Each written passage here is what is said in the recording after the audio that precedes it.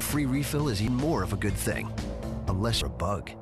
Take your best shot at bugs. Get a free refill with purchase of Spectracide Bug Stop with AccuShot Sprayer. Now at Home Depot. More saving, more doing. Valid through September 10th. The views and opinions expressed on the following program are not necessarily those of the staff and management of KLAY or those who advertise their products or services on this station.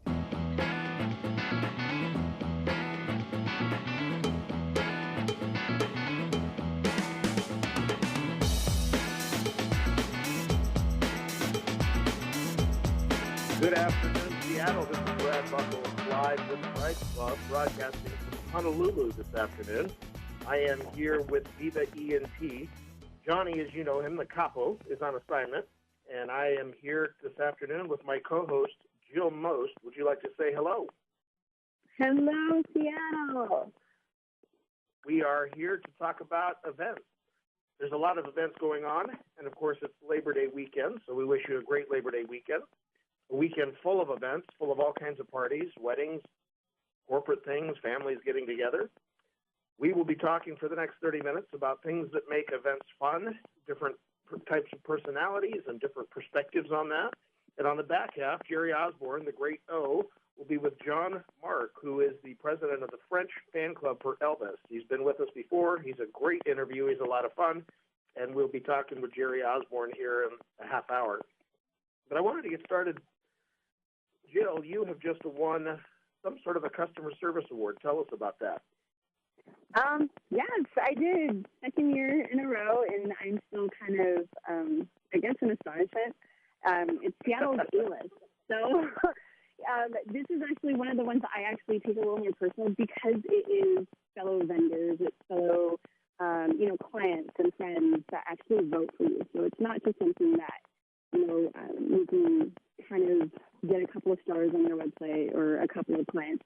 This is actually where people actually have to go online, go in and tell them why you are one of the top vendors and different things. But 2 years in a row, and I'm still, it's hard for me to, I guess, accept it because I love what I do. But hearing that and receiving these type of awards make it so much better. Like, I know I'm doing what I need to be doing, and I'm doing a good job out of it. So, yeah. Well, it sounds like you know what you're doing. Tell us what you do. Yeah. I am a wedding photographer. I mean, I'm wedding photographer. Yeah, and I've been doing it for 10 years, but 4 in the state of Washington, and I love what I do. I mean, I love the fast pace. I love meeting the clients. I love meeting new people and being thrown into all sorts of different situations at weddings. But, and the cake is the bonus, not going to lie. Love cake. So,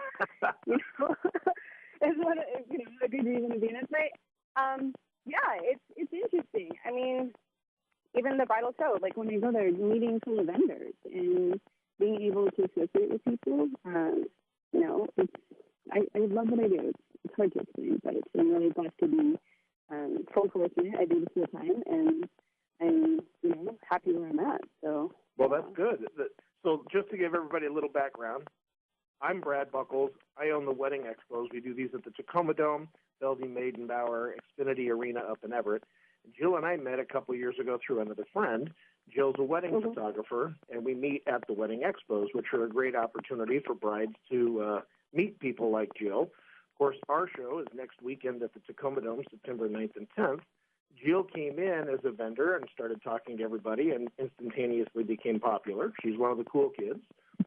Jill, what was the one thing that led you to wedding photography? Why pick up a camera and start shooting weddings? Well, I've always been an artist, so I've always veered towards art. So that was the big, decided for me. But my husband was in the military, and we had children. So to me, it was like opportunity to take pictures of my kids. Why not do this, professionally? I can do family photos. But when I got formally trained at the Art Institute, I ended up doing a few family portraits, but it just wasn't. I wasn't excited, and I ended up having actually one of my mentors take me to a wedding, and I was like, I love it. It's so action-packed. Like, there's so much going on. You're really under pressure, and I work well under pressure, I guess, because there's so much going on. I am constantly stimulated. And, adding art to that, adding, the calmness to the couples and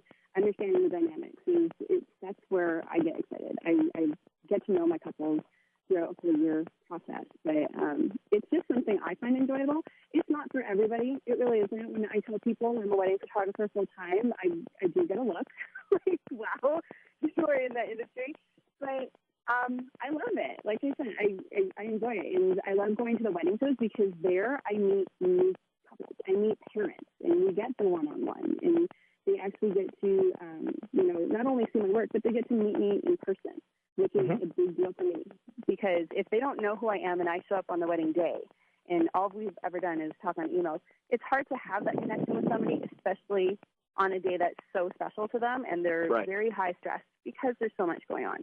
So having a connection with, specific vendors that you have at your wedding is crucial, and that's what I always tell people. That's a little bit more crucial.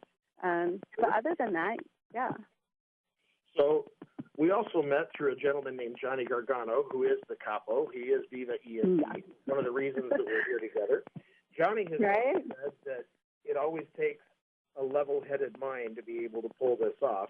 He has been running events, of course, going clear back to Las Vegas. He has a DJ company here in the Northwest, Viva Entertainment. He also has this radio program, and then he has Vegas nights. Have you ever shot any of the photography on his Vegas night casino parties? I haven't actually, but I've been invited. I've been traveling so much this year, so the last few times I've actually been in California, and I was supposed to go to meet them and shoot that. But I hear they're amazing. I really do. They're a lot of fun, and for those of you who have not been to one of his Vegas night casino parties, you certainly want to take the opportunity to do so. I've had the chance to be able to go and be a part of it. I've been able to help work it. I've been able to help run it, and it's a lot of fun. And as you talk about the variety of different things that you face as a wedding photographer, it's the same kind of thing when you're putting a corporate party together. Not too far from now that we're into the fall, we're going to start having to think about Christmas parties and corporate parties and events like that. And those take the same kind of organization and the same kind of skill. If you don't have a photographer like Jill, you need some sort of a coordinator. You need somebody who's going to help run it and kind of give you some ideas. You work with a lot of wedding coordinators, Jill? I do. Or are you kind of a coordinator yourself? I get told a lot lately. I'm kind of a coordinator myself. I mean, after you've done so many weddings, you kind of know what goes on. I do help a lot of my couples go through scheduling and understanding the day. This is how long it's going to take you to get through this part, and this is what usually happens. But there's a lot of great coordinators, and I always tell people if that's in your budget, then absolutely I highly recommend it because it takes a lot of the stress out. But if you can't, and that comes back to me saying you really need to have some good vendors that have been in this industry long enough that know, what the general dynamics of a wedding happens, like the layout and stuff like that.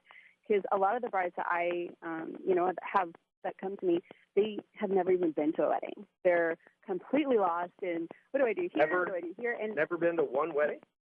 No, and I was there prior to me shooting weddings. I was at like maybe 2 weddings prior. So I kind of understand where they're coming from, but I always explain to them, it's your wedding, it's your day. How do you want, this is some options that, I've seen people do. Let's kind of run through this. And from a photographer's point of view, when we have a schedule in the morning, it makes my life so much easier. So hence the reason why I do if they don't have a coordinator, I will help them get through that and kind of get the timeline going. Because after that, that's when we go to the reception and I'm like, the DJ takes over. I will go by whatever is on their schedule. So give me a little bit of insight on some of the things that you might put on a schedule in the morning that the average person would forget. Like what 1 or 2 little golden things do you put in there? The golden rule that I tell all of my brides, if you're going to a hotel in the morning and you're spending the night before, ask them to reset the room before the photographer comes because you don't want to see a bunch of water bottles or whatever, the mess. Somewhere where you can get ready and it's a little bit more cleaner. The other thing is asking the hotel if you can have a room that has more light in the morning. This is great for photography. That's what I ask. Usually it always happens, and hotels are very accommodating in that. But the other thing is making sure that you have, a bag with all of your details, which is like your shoes, your garter, your necklace, whatever you have on for the day, along with your dress. So that way when a photographer arrives, they're not asking you a million questions as you're getting your makeup done. They're not like, oh, well, where's this? Where's that? Where's this? Because they want to take the detailed pictures. If it's all in one bag and one area, then it's less hassle on you, less hassle on the photographer to be constantly harassing everybody when there's so much chaos going on. Yeah. Oh, that's great advice. I never thought about that. Yeah. And the other thing you need to go over with a photographer is timelines for the formals. If you're doing them prior or even after, you need to consider if there's anybody that's physically incapable of walking too far. So if there's grandparents or anything like that, you need to add the extra 5 minutes in that timeline. You also should request that grandparents have the photos done first, like for the main formals, because you don't want them sitting outside or standing outside for who knows how long it's going to take for the formals. But if it's a hot day, making sure that there's water, making sure that, everybody's comfortable because it shows in the pictures. Oh, yeah. So things like that are things that I go over with my couples, where I also learn a lot of family dynamics, hence the reason why I do a lot of open communication with them, because I don't want anybody uncomfortable in any situations for family formals.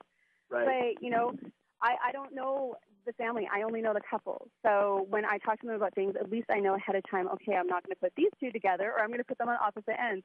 Because everybody nowadays, there's always some kind of dynamic, and it is what it is. Yeah. So the least amount of stress or pressure is put on the couple, then, it makes it easier for everybody, and it goes seamless throughout the day. But those are my main things that I go over a lot for morning with all my clients. But I have, clients that get stressed out really easy, and I have other ones that I leave it completely up to you, Jill. Like, I know you know what you're doing. So, well, it sounds like a lot of fun. We're talking to Jill Most Photography, wedding photographer extraordinaire. We're going to go away for a station identification and a couple of words from our sponsors. But, Jill, before we do so, what is your website? It's www.jmostphotography.com. All right, we're going to go away for a few minutes, and then we're going to come back, and we're going to talk a little bit more, get to know Jill, and maybe a few more tricks of her trade.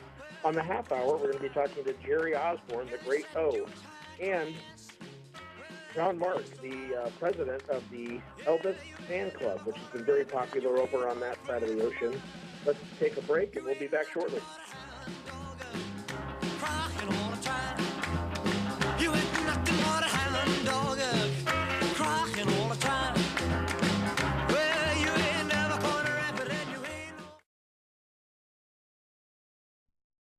Brides, do you want your big day to be stress-free, perfect, and stay within your budget? Well, Brides Club has all the inside information to make your dream a reality. Go to bridesclub.com. That's bridesclub.com. See upcoming bridal shows and events, view wedding vendors and special offers. And don't miss The Spotlight, the premier online wedding magazine with valuable articles you can't afford to miss. Brides Club helps make your wedding stress-free and perfect. Go to bridesclub.com. Check out bridesclub.com. Life's a celebration. Grand Event Rentals makes your event their top priority. They are your full-service, special event, and party rental provider, supplying everything you need from start to finish. Their professional sales team and event staff work with you to create your dream event. With every event, Grand Event Rentals customers' needs are the most important. Whether you're planning an intimate outdoor wedding or an elaborate black tie gala, the Grand Event Rentals specialists make great pride in providing our event planning experience to help create an unforgettable event. Please go and visit the Bellevue Showroom, Grand Event Rentals, or make a one-on-one appointment. Talk to them. They're trained, they're knowledgeable, they're event specialists, and they are going to take you through step-by-step everything that you need to make your day a success. Call Grand Event Rentals. Their number is 425-462-7368, or go to grandeventrentalslaw.com.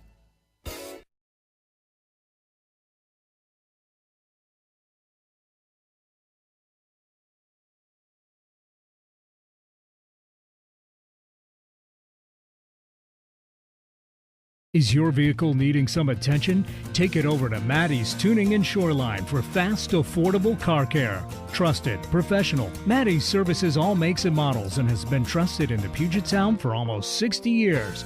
Call Brian Maddie at 206-364-3347 or stop by his convenient location in Shoreline right on Aurora at 152nd. Maddie's Tuning. Call 206-364-3347.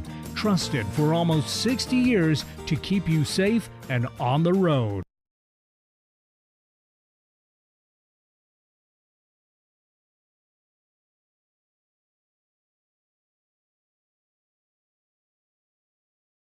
This is Johnny the Gangster with Viva Productions, King of Entertainment, one-stop shop for all your entertainment needs.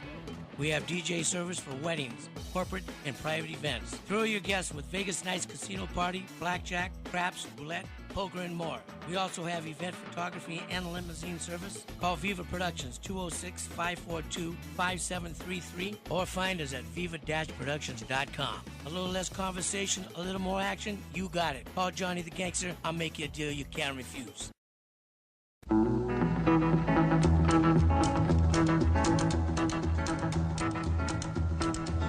Train a ride, 16 coaches long. Train a ride, 16 coaches long. This is Viva ENT Radio. This is Brad Buckles broadcasting live this morning from Honolulu, Hawaii. I have co-host Jill Most with me. Jill? Hello. Hey, guys. We're talking about weddings. We're talking about special events. I have the Wedding Expo coming up at the Tacoma Dome this weekend, Saturday and Sunday at the Tacoma Dome. We also go further up the road and go to the Everett Comcast Arena, or Xfinity Arena as it's now called, the next weekend. And then in October, we'll be over at the Bellevue Maidenbower. It's the Wedding Expo. Tickets and details are at bridesclub.com. We're really excited to get past the Labor Day weekend here and get planning weddings.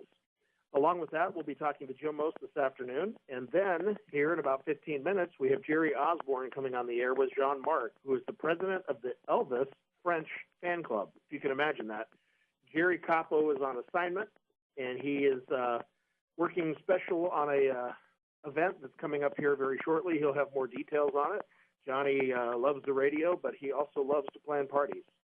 So, Jill, we were talking a little bit earlier about many things that you have that are kind of insight on how to plan the day. What are some of the things that surprise you about today's technology, or some of the things that surprise you when talking with brides that they expect nowadays that maybe wasn't true a couple of years ago?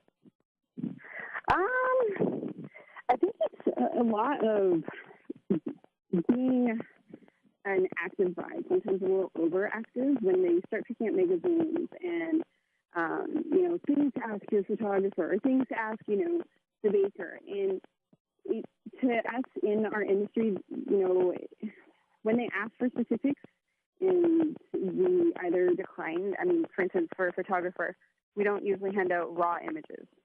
If you're in the photography industry, you understand what that is. But if you're not, it doesn't make sense to hand those out. You just need a regular JPEG, which is a picture. So some magazines will offer help like that, but it doesn't really make sense.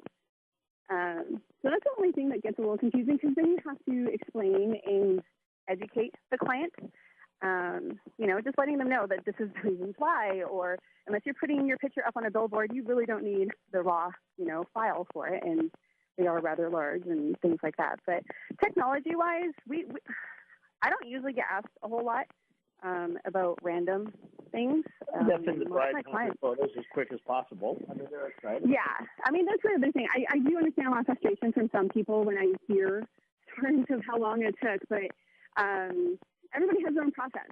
And that goes back to educating yourself and formally meeting your vendors.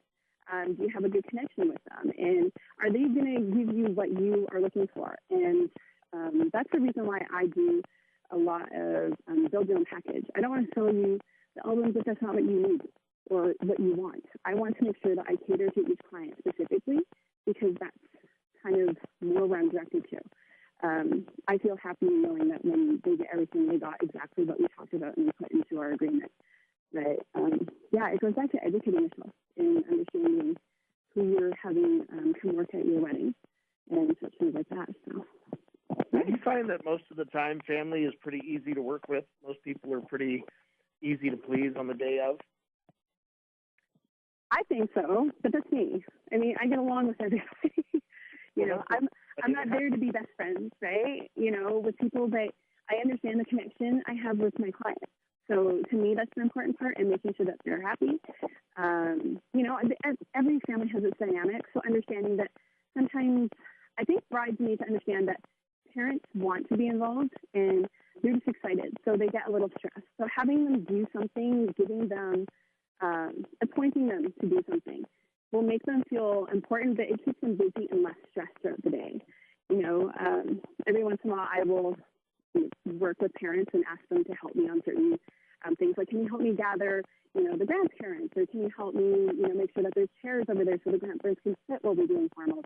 It gives them a direction to work towards and distract them, so they're not as stressed out. But families are pretty cool. I mean, everybody has their way of celebrating, and I'm not gonna lie, it's interesting, but it's fun. Right. And, yeah. It was interesting. I have 4 boys, and in the last year, 3 of my sons have all gotten married, which is a big thing. Yep. However, it's been very interesting to watch 3 boys that have been raised in the same family have 3 significantly different weddings, different styles, different emphasis, different design, and yet the ability to let the family just kind of do what the family does has been a lot of fun. It's been really rewarding to sit back and kind of watch, how is this going to take place? Me as dad, I'm just going to step back because I'm not going to work that day, and I'm just going to kind of show up. I'll help, and then I'll just kind of clean a little bit.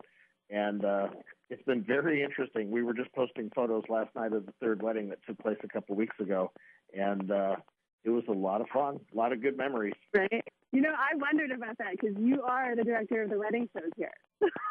Yep. I'm like, how do you do that? And, you know, when I'm shooting, I have 3 kids of my own here, and there's times where I cry. I look up in the air, and there's tears because it's like their mother and son dance. And I don't know how I'm going to keep composure when my children get married. I'm probably going to be the crazy lady. But give you a little advice.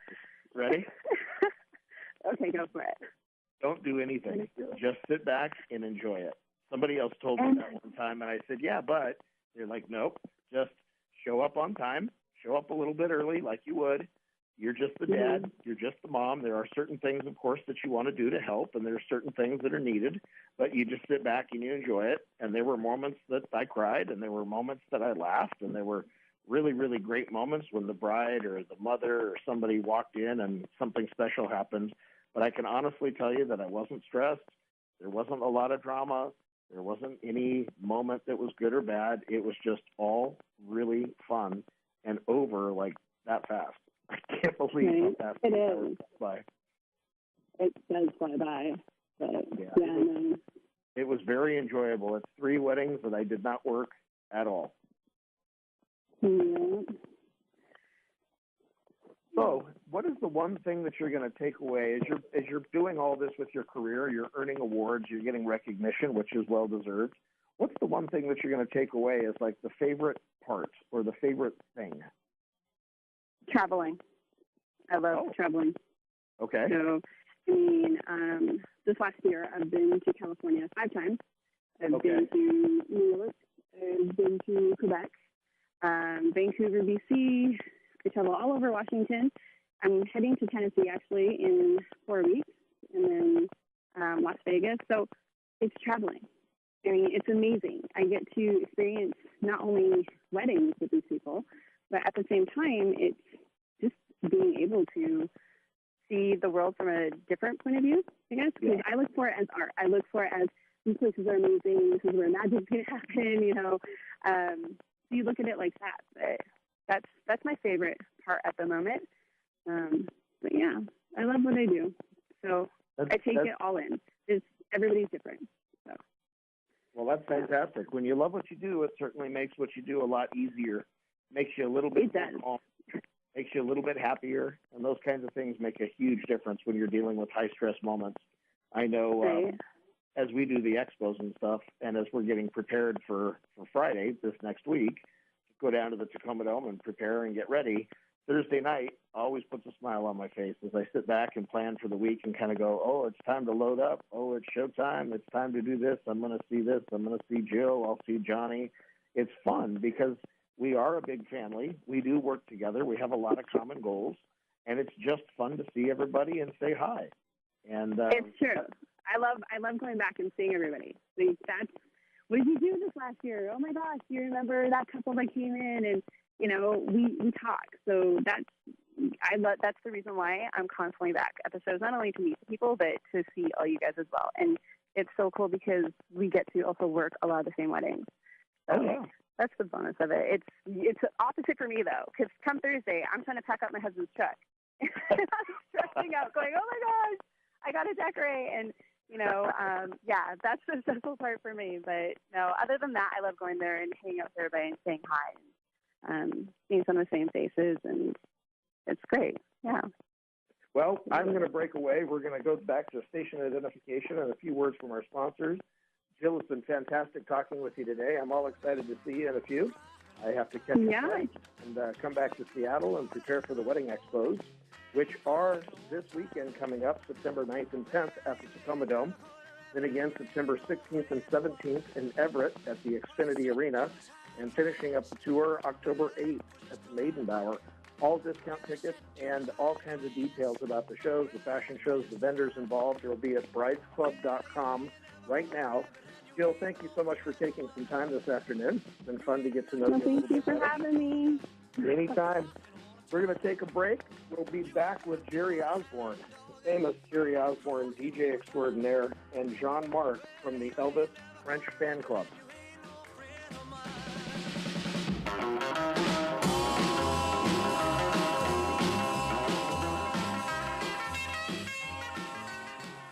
This is Johnny the Gangster with Viva Productions, King of Entertainment, one-stop shop for all your entertainment needs. We have DJ service for weddings, corporate, and private events. Thrill your guests with Vegas Nights Casino Party, blackjack, craps, roulette, poker, and more. We also have event photography and limousine service. Call Viva Productions 206-542-5733 or find us at viva-productions.com. A little less conversation, a little more action, you got it. Call Johnny the Gangster. I'll make you a deal you can't refuse. Is your vehicle needing some attention? Take it over to Maddie's Tuning and Shoreline for fast, affordable car care. Trusted, professional. Maddie's services all makes and models and has been trusted in the Puget Sound for almost 60 years. Call Brian Maddie at 206-364-3347 or stop by his convenient location in Shoreline right on Aurora at 152nd. Maddie's Tuning. Call 206-364-3347. Trusted for almost 60 years to keep you safe and on the road.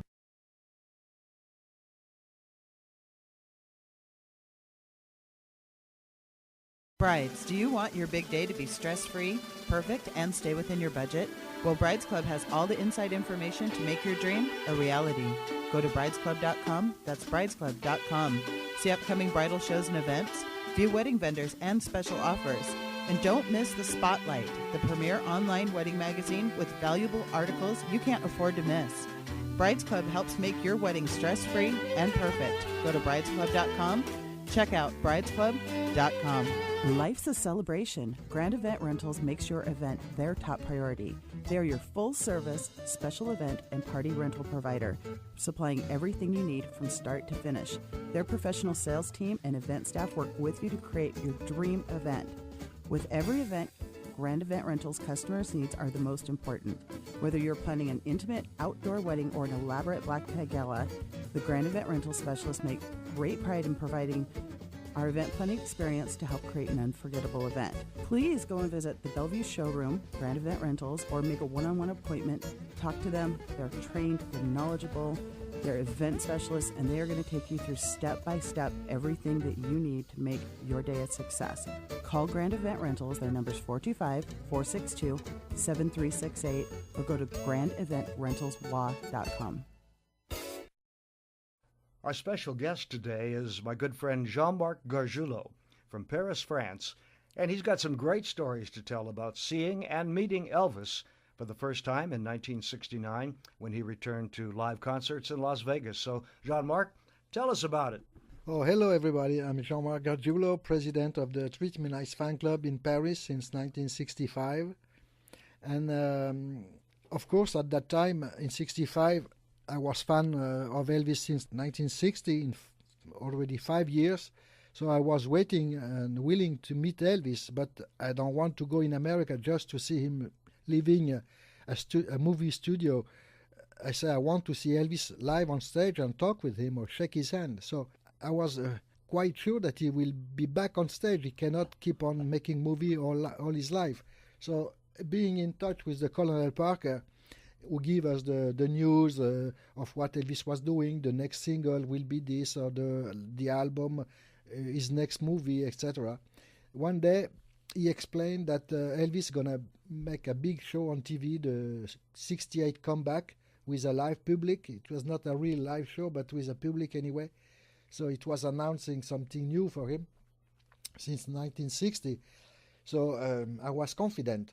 And in fact, a few weeks later, the Colonel Parker sent us a letter to all the presidents of fan club in the world, telling Elvis will be back on stage. It will be 1969 in August, and the hotel, International Hotel. So I said, okay, I don't know how, but I will go for sure. So I start calling all my friends in France and in Europe, the British fan club, the Italian, the Belgium, etc. I say, hey, who gonna come with me? So I thought that we will be a big committee together. No, in fact, everybody answered me, oh, Elvis is coming on live, so he will be certainly make a world tour. We wait to see him here in Europe. I thought that Elvis will be making a world tour at that time, but I say, I don't wait. I don't know what can happen. So anyway, I found 3 or 4 people in France, in Paris, who say, okay, we go with you. So we make that trip. We don't have the money to take a plane from France, so we have to take a charter who was living from Brussels in Belgium to New York, affordable price. And after to cross America, we found the ground very affordable, because with $100 we can take the bus for a complete month, going east, west, south, north. So that's what we did. And arriving in New York, it was my first surprise to discover America and one of the biggest cities in the world, the most famous, New York. And checking on the newspaper, we found that there was a movie on the suburb of New York playing Live a Little, Love a Little, a movie not released in Europe yet. So I don't know, we found some way to go by the public service in New York, and we saw the movie before it was released in our country. After that, we checked for the ground, and we want to make a stop between New York and Las Vegas in Memphis. Knowing that Elvis, of course, was not in Memphis, he was already in Las Vegas. We went to Graceland, where we met the Uncle Vester, who was very nice with us. He said, okay, come on in. He showed us the gate, the column, the swimming pool, and he said, oh, my nephew is in Las Vegas. Yes, we know Uncle Vester. We come especially to see him. We took an hotel, by the way, on Beale Street, not knowing that Beale Street was so big in the world. No, a lot of people knew Beale Street for the blues. Hotel that disappeared since then, of course. Anyway, we take the bus to go back to Las Vegas, and we arrive in the night of the 11th and the 12th of August. And we arrived downtown, not knowing there was the Strip, downtown, the Uptown. We just arrived at the ground station, and one of my friends said, hey, let's take a cab. I said, no, are you crazy? Look, the hotel is not far. You can see in the night. So in the night, in fact, you just see the International Hotel from far, because it was the biggest hotel of the city at that time. So we start walking. Nobody contests my decisions. I can't believe that. So we start walking from the ground station, and we arrive from midnight, we arrive at 2:15 in the morning. You walked carrying all of your luggage. Yes, and at that time, the luggage don't have the roulette. But we were young and strong. So we arrived, and it was the midnight show was over for a few minutes. So again, we didn't know the routine, the dinner show, midnight show. We have to discover everything. So anyway, we take a look at the room, empty, with the beautiful curtain, golden curtain. And I said, oh, let me take a look at the balcony. So I went to the balcony, and there was a spot where the sound stage with a piece of paper. I said, oh, let's see what is on that paper. So I took it, and it was the list of the song Elvis sang that night. Blue Suede Shoe, I Got a Woman, etc. So it was the first discovery, because from the beginning of our trip we were wondering what Elvis gonna sing, rock and roll, ballads, gospel. We have no idea. So now we knew that Elvis was singing this kind of repertoire. And we didn't know how he was wearing, what kind of suit, if it was a tuxedo or regular leather. So, leaving the international hotel because we didn't have the idea to ask what was the cost of a room. We thought it was too much for us, so we have spotted a little place on the strip with several motel, and we chose the Holiday Motel, who is still there after almost 50 years. Is exactly at the same place, just across the Stratosphere, who was not there at that time. So in the night we discover a magazine on the street, Las Vegas Now or something like that, where on the front cover you have the picture of Elvis with the actual suit he was wearing on that season.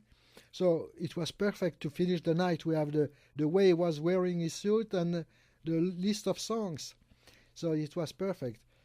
So anyway, the next morning, on the beginning of 12 of August, we called the Colonel Parker at the hotel, saying, "Hey, Colonel Parker, we are the French who arrived in Las Vegas." So he said, "Okay, I'm going to send you Mr. Diskin, who was his right hand." So he meet us at the coffee shop, and we start talking about our trip and when can we see Elvis and meet him, because we were for sure we're going to meet Elvis. No way, we come from France. So he said, "Okay, guys, I'm going to see what I can do." So for us, it was a guarantee. So anyway, we take a look at the city. We have plenty time, and we went back to the hotel for the dinner show. And when we arrived, a big line on the hotel. We arrived too late. We thought it was like when you go to the movie theater, the first arrive, choose the best seat. Of course, it was not like that. So the Colonel Parker must have a good description of us, because when we arrived, he said, "Oh, are you the Frenchie?" "Yes, Colonel." "Okay, where is your table?" So we show him, and he said, "Okay, at the end of the show, you wait for me." "Okay, Colonel." So we knew that it was a good news.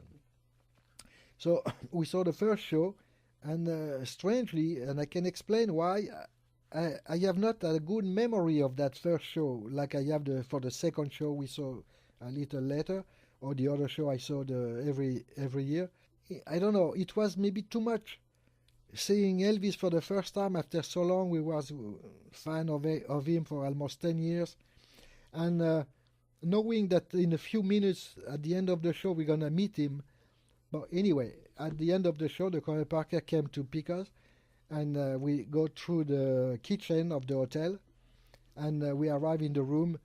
Elvis was, we have no idea how it works. Maybe Elvis will be kind of cold, just shake hand and that's it. No, we arrive and Elvis start the conversation. He say, "Bonsoir, bonsoir." It was the French word. He said, "That's the French word, the only French word I can remember." He said, "I came 3 times in Paris." In fact, he came three times on leave in Paris. First time in June 59. He was so impressed that he came back on July 59. And a third time in January 1960, the year he made the great jam session with the Golden Gate Quartet. But anyway, so Elvis was very friendly with us. He was in a good mood. No way. He was happy. Plus, he was maybe proud to see that people came from so far than France to see him, because except maybe few tourists, I'm sure we were the only people from Europe to come especially to see him. So he asked us, "Have you seen my show?" "Oh yes, Elvis." "Did you like it?" "Oh yes, Elvis." Are you coming back to see me again?" "Yes, Elvis." "Have you made a good trip?" Blah blah blah. "Have you enough money?" So it was not true, but of course we lie, telling, "Yes, Elvis, we don't want to say no, we are poor, etc." We were not poor, but of course we don't have too much money. So anyway, and I brought that I gave to Mr. Diskin in the morning, I brought a poster of a big meeting I made a few weeks ago in July '69 in Versailles. A great meeting. 1,500 people was there. People from 8 countries in Europe, the people from Norway, Germany, Italy, etc. It was a great meeting. So I brought the poster of that and some picture of the crowd. So I gave it to Mr. Diskin, who gave it to Colonel. So during the conversation, the Colonel Parker called Elvis, said, "Hey, Elvis, come to see that." So Elvis moved a little, and he took the poster, he take a look, he said, very nice. And he asked me, "Can I keep it?" I can't believe he asked me if I can keep that piece of paper. But anyway, so after we start making the autograph and taking pictures, and we asked him, "Elvis, when are you coming in Europe and in Paris?" So to make it short, he said, in the next 6 months. Okay. So we cut the question about that. And of course, I don't know if Elvis really true what he said, but after we realized that Elvis cannot come in Europe as soon as he was back on stage, he has to go America first, Las Vegas, and after make all the city. That is what he make a few months later, starting the tour. So it's unbelievable. And I have the good idea. It was about 15 minutes we were in the backstage. And I say, in almost a second, the Colonel Parker certainly will ask us to leave, maybe brutally, or I don't know. So I have the good idea to say, Elvis was in between 2 shows. He has to do the midnight show. He didn't take his shower, nothing. He was just out of the show, the dinner show. So I say, Elvis, we know that you have another show to do, so we're going to leave you. We're going to leave you. That's why it's important for us to live that way, not to be pushed. My idea when I made my trip in '69 was to make my only trip in my life in America. I go in America, see Elvis, and that's it. I have no idea that I start something who's going to stand for almost 50 years, because when I came back in Europe, in Paris, my God, Elvis is too much. He's beautiful, he's great, he sings well, and he's so nice. That was the most important. He was so nice. So I have to go back. So that's why I went back in 70, 71, and I never stopped. I came in America every year, and sometimes twice a year, since 1969 to 2017. You met him again a little later on, right? Yes. So I came out the second year in Las Vegas in 1970. Oh, I forgot to say that in 1969, before I come, I bought in Paris a movie camera. And people told me, don't use it. It will be dark in the room and this and that. So I said, no, I want to try. So I made about 15 minutes of film. And that season, Elvis was wearing a blue or black karate type style suit. And some show, he wear the same on white. By no luck, the day I filmed, Elvis was in the dark suit. So you can see clearly that it's Elvis, etc. But of course, it have to be better if it was wearing a white suit. So anyway, I took that 15 minutes film, not knowing that I was making something big. We just found my movie about 1969. Unbelievable that nobody else, especially the Colonel Parker, or not Elvis himself, of course, but Joe Esposito or the Colonel say, we're going to take a movie of that event, the comeback of Elvis, come on. So nobody filmed except my little movie. So in 70, when I came back, of course, I was most prepared. So I filmed Elvis. It was just after the finish, when MGM finished working on the movie, That's the Way It Is. So it was around the 16 or 17 of August. And I shot Elvis about 45 minutes. We asked to see Elvis again through the Colonel, because of course it was not Elvis who said, yes, I want to see that, don't want to see that one. It was the Colonel who has to make the selection, because there was always thousands of people who want to meet Elvis. So I heard later that the Colonel said, no, this year, no, because the French have seen him last year. So it was a kind of selection. So I came back again in 1971. That year I asked the Colonel Parker again to see Elvis. And in the middle of the day, he asked me to come in the office he has in the hotel. And Elvis came later on the office. with a bunch of gifts for the fan club, scarf, menu, and teddy bear. At that time, Elvis threw teddy bear in the crowd. Like later, he will throw hound dog, little hound dog. So that year, he gave me a bunch of teddy bear, menu, and scarf for the fan club. So it was fantastic again. And he recognized me. Oh, Frenchie. So he called me Frenchie. In 72, again, I came back. No problem. I made beautiful movies of the shows, different shows. In fact, I shot 8 different suits. And in 73 again, and this time I asked the Colonel Parker if we can meet Elvis, and he said, okay. So I brought a group of 31 people, and the Colonel Parker said, you and 2 other people. So it was very bad for the rest of the people, because we have to make a lottery. So anyway, Elvis again was nice with me, oh Frenchie. So we talk a little about the new song he sang. It was My Boy, a French song. Of course, Elvis didn't know it was a French song. He introduced the song like a song from Richard Harris. But in fact, it was wrote by a French singer and sing in French. I explained that I saw him, tears in his eyes when he sang I'm Leaving. And I told him that he make me cry too, so it was nice. So after I came back in 74 till 76 to see Elvis, and no chance to meet him again. But I'm not to complain. I mean, I have seen about 80 concerts. I met him 3 times. So I can't complain. I think I made the job. Tell us about the fan club and how you started that and how that has existed over the years.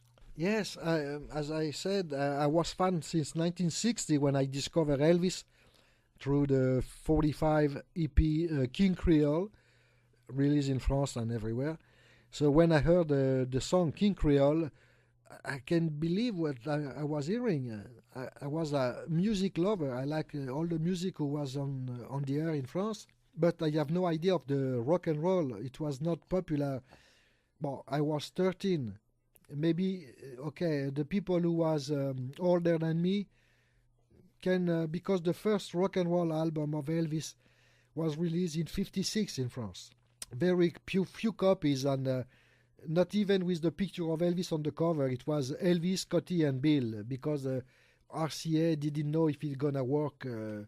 So after, of course, when Airbrake Hotel was a smash hit all over, the record started to be released in France too. We have a 10-inch, 45 LPs.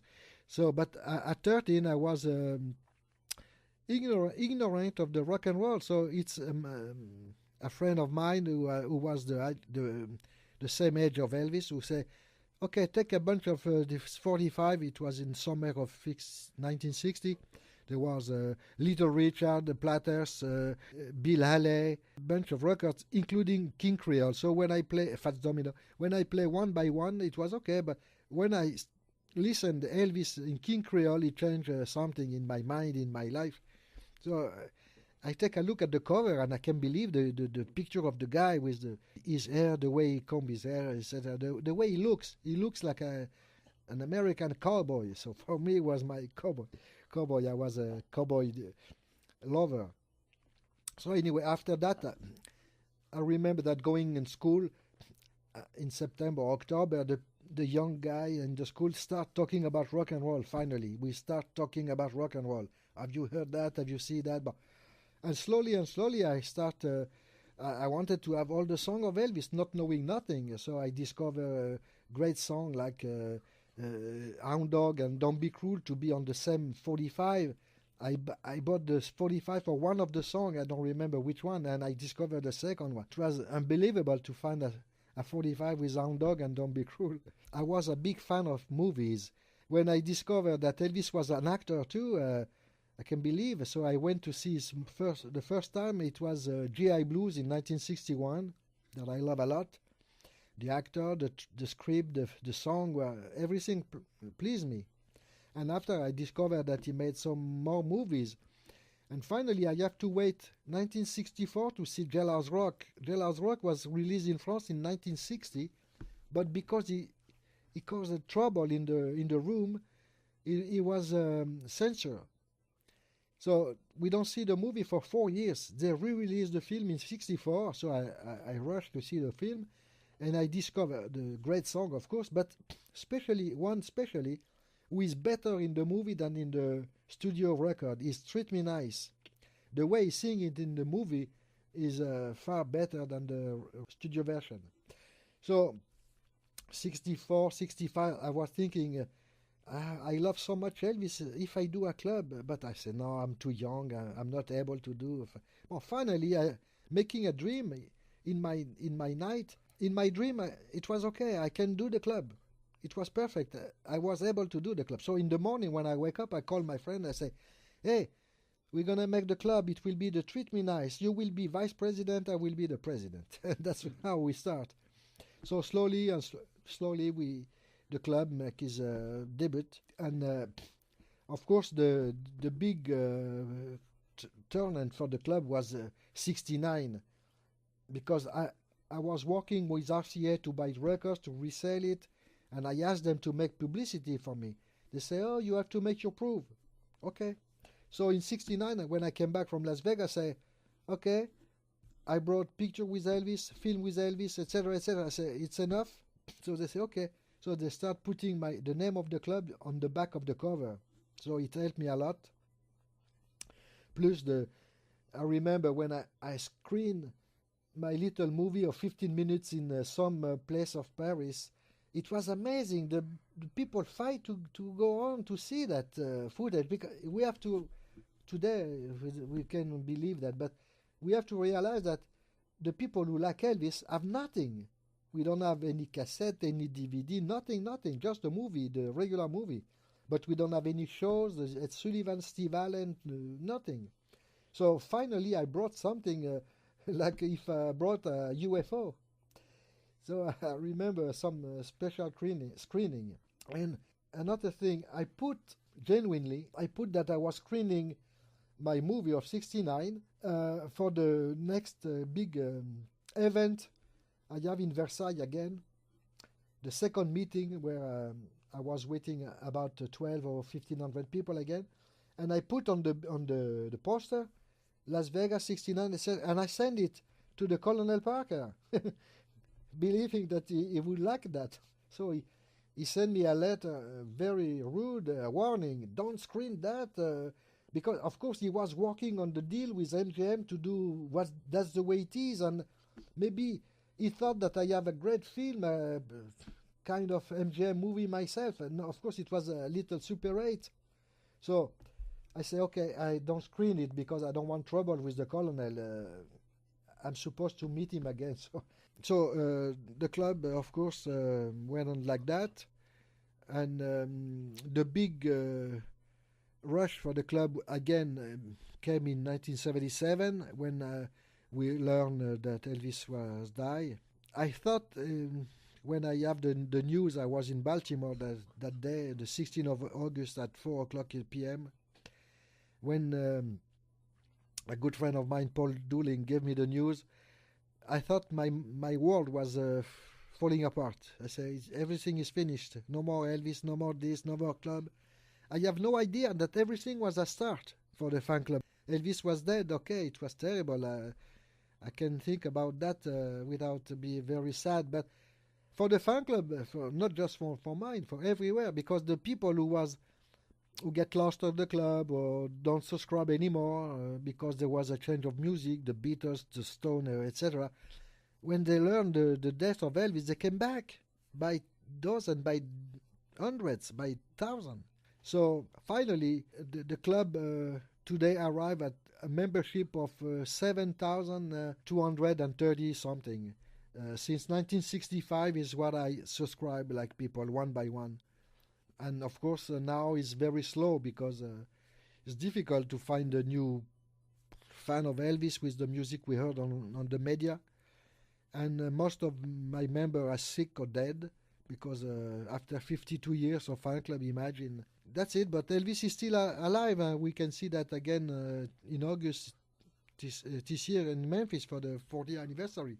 Tell us a little about this year. What was it like in Memphis? Oh, it's terrible. I dislike completely what I saw. I suspect because I knew that in March there was an opening of the new Graceland, the new this and new that, and I don't like the new because in general, all the new is always worse than it was before. Since last year, it was perfect. Since the opening of Graceland in 1982, June 82, I think the Graceland EPE, Priscilla, made a good work, improving. Every year there was an improvement. First, you visit the house with no translation. I remember I made the translation for the people I brought in Memphis. And slowly you have a cassette with what is your language? Chinese, Japanese, French, German. So you can listen. It was great, the way they brought from the shuttle, etc., etc. And the price was always fine. A little increase, regular increase to visit the house, the car museum and the plane, etc. But in March, I knew that something was changing. They decided to destroy everything who was across Graceland, the mansion. A nice place with nice shops, car museum, one or two restaurants. A very nice place to. When you stay there, you can cross the street, and from the mansion you go there, and you cross again. You come back to the gate. It was very, very, very well done.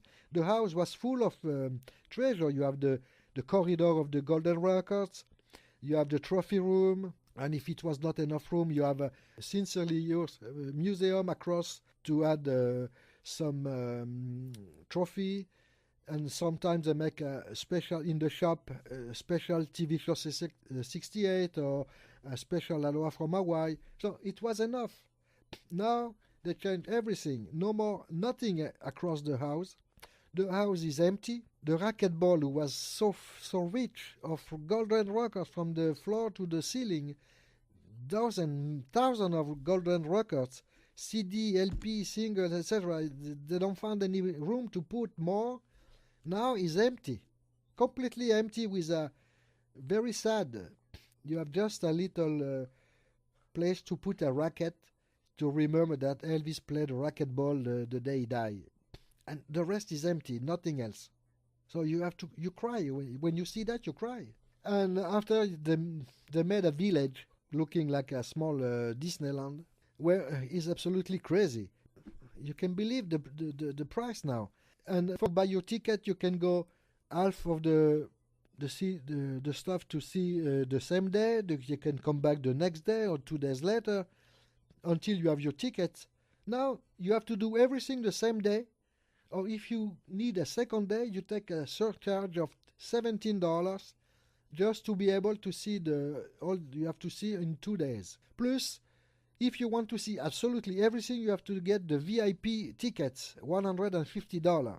It's absolutely unbelievable. Of course, the gold rockers are dispatched in that place. But before it was very compact. You appreciate you. Now you have to do a lot of miles to see 2 here, 2 there. But trophy room is the same. The suit in the case. Okay, nice done. But it's not the same. It's impersonal. You don't feel you don't feel Elvis. And the worst of the worst, when I heard it, I say I can't believe it's not true. I can't believe, and it was true. To go to see the Candlelight was made by a fan club in Texas in 1978, if I'm not wrong. Okay, they check the bag to see if there is no weapon, a bomb. Okay, that's fine, but everything is barricade. And you need a wristband to go to the grave. If you don't have it, you have maybe the file for 2 or 3 hours. You can go to the grave. What you need costs $28. So it's just money. That's it. It's terrible. First time in my life. I don't know if I will be back. Can you imagine? After almost 50 years going in Memphis, happy to go. Because if I come in Memphis and I don't want to see the house, I don't want to see the museum, what I will go? What I will do? So, all the people we saw, the old timer, people who already came 3 times, 5 times, 20 times, everybody was agree is worse than before. Worst. Now we have to see in my group this year we have some newcomer, people who never come to visit Graceland. So we ask, what do you think? They say, oh, when we heard you talking, of course we thought it was better before, but for us is this and we have no choice. So I don't know why they did that. Was EPE changed? But of course I don't think it's Priscilla herself is the new owner, this Joel something, who brought money, who build the hotel, the guest house, who want to change all that. He want to make something new for the new generation because he know that we are dying. So they want to count on the new people, but I don't know if it work. I don't know. I have no idea. Maybe in the future, instead of Memphis, I will come to Washington State. It would be a good alternative. Jean-Marc, thank you very much for being with us today. Thank you.